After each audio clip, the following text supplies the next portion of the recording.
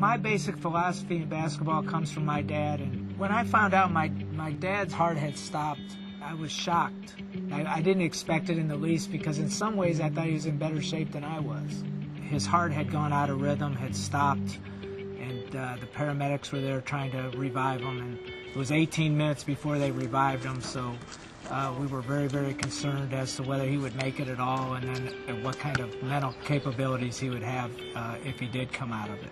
It was really not a likely to be a good outcome. We told the Dambrots we didn't think there was better than a few % chance that Sid would have what we would consider a normal recovery. Nowadays, it's well shown that if you cool people immediately, then that preserves brain function. So he had hypothermia protocol because the sooner you give it, the less likely they are to have permanent brain damage. The experience at Summa was eye-opening for me.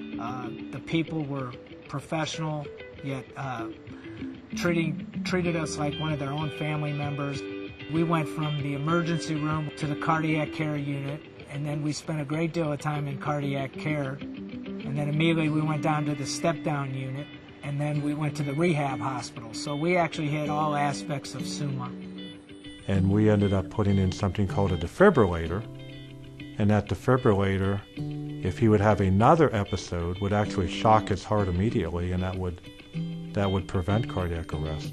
I think everybody who was involved in Sid Dambrot's care feels a great sense of reward, and it's just wonderful to see. And it's cases like that make us keep on trying and pushing and do what we do and work the long hours, come in the middle of the night, and do all the other things that sometimes we have to do to get results like this.